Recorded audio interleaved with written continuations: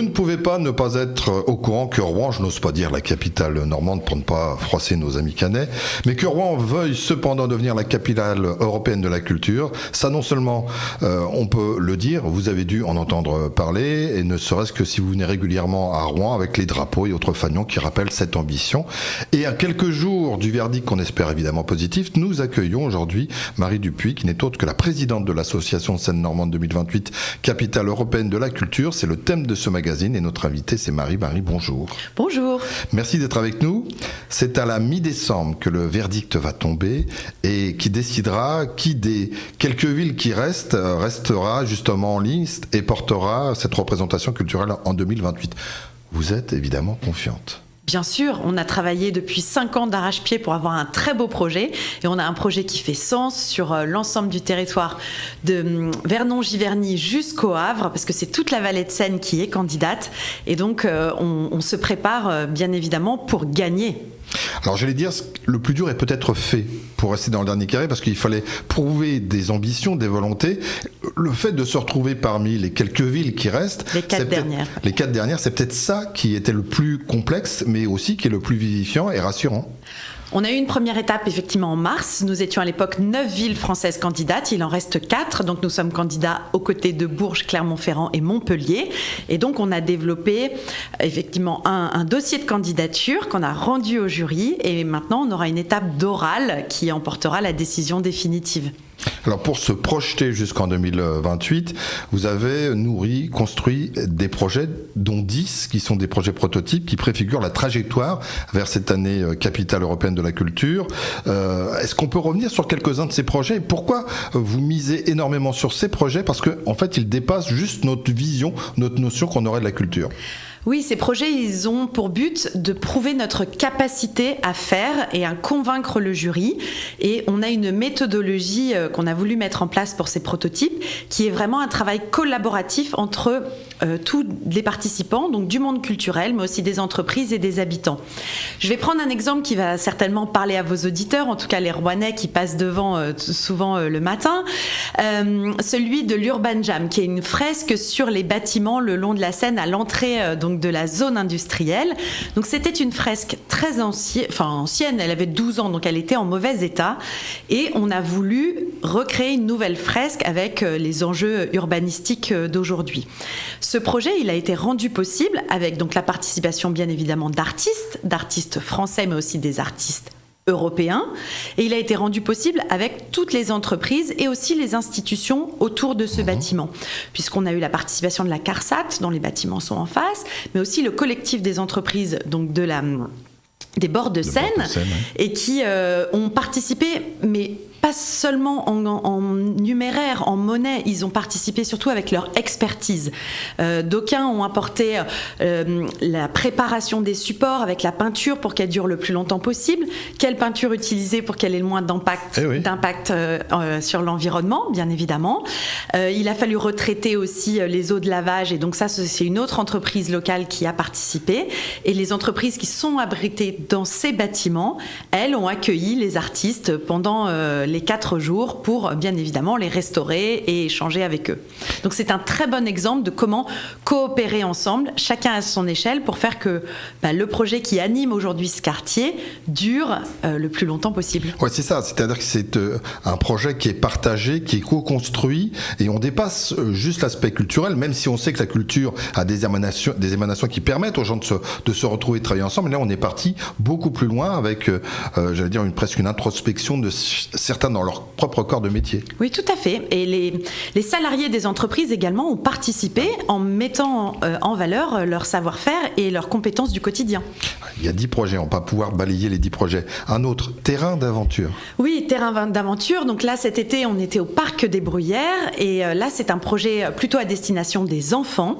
Donc pendant 4 semaines, ils sont venus sur site. Ils ont passé ce qu'on appelle un permis de bricoler. Donc ils ont appris à utiliser des outils. Et avec du bois recyclé, pour la plupart, et des palettes, ils ont construit une aire de jeu. Et c'était leur aire de jeu. Et donc ils étaient les propres acteurs, en tout cas, de ce qu'ils avaient envie de voir réalisé au quotidien dans leur ville, dans leur environnement. La plupart étaient des enfants qui habitent à proximité de ce lieu.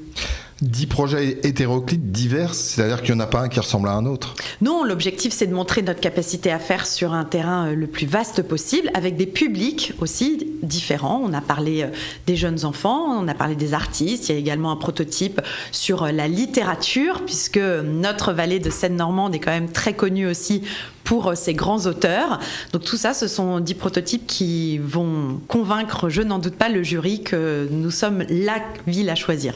Alors vous parlez de la vallée Seine-Normande. Oui. On voit bien que là, on dépasse les ambitions ou les jeux de politique. On essaye de faire en sorte que chacun puisse apporter sa contribution, puisse construire, bâtir, un mot que vous connaissez bien dans votre milieu professionnel, bâtir quelque chose de cohérent qui mette l'image de certes Rouen, mais de l'Axe Seine en avant pour être la capitale culturelle de 2028. Tout à fait. Quand on a, à l'initiative du projet, on a collecté les rêves des habitants, des artistes, des entreprises, et pour mettre en musique le projet. C'est une démarche originale ou est-ce vous pensez qu'elle avait pu être faite dans d'autres villes ?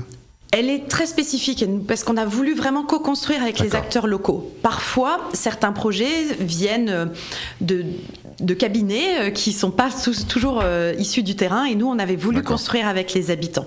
Et très vite, la Seine est devenue l'actrice principale de notre candidature parce que, en fait, c'est celle qui doit rassembler les populations, doit rassembler les habitants, les industries, doit rassembler le monde économique, le monde scientifique, la nature, l'environnement.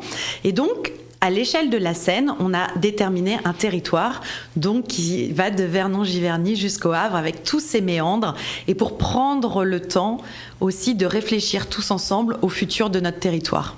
Alors il y a toujours des parrains et marraines. Vous étiez marraine, vous êtes devenue présidente. Comment se fait-ce ? Marraine, parce qu'en tant qu'entreprise concernée sur ce territoire, on a toujours voulu s'impliquer dans les projets structurants et aussi avec la volonté de mettre en avant les savoir-faire des collaborateurs. Moi, je sais que j'ai des collaborateurs qui sont riches de leur savoir-faire technique, ils rénovent du patrimoine. C'était important aussi, ça fait partie de l'histoire et de la culture de notre territoire. Et quand on m'a proposé de prendre la présidence de ce projet, j'étais tellement enthousiaste que j'ai accepté, effectivement, il y a 1 an et demi, de porter la présidence pour cette candidature. Et vous la portez bien et on sent votre passion. Encore 2 questions. Qu'est-ce que ça apporte, le fait de participer ? Je ne parle même pas qu'on ait gagné, mais qu'est-ce que ça apporte de plus dans une vision globale, régionale, nationale, voire internationale, de participer à ce genre de concours, entre guillemets ? Déjà, on a appris à travailler tous ensemble. De Vernon au Havre, c'est pas loin de 14 EPCI. Les EPCI, c'est les communautés d'agglomération qui ont appris à se rassembler, à partager un projet, à le porter ensemble et à travailler. Dans une vidéo de soutien, Édouard Philippe l'a très bien expliqué. Il disait, pendant des années, Rouen et Le Havre se sont regardés en chien de faïence.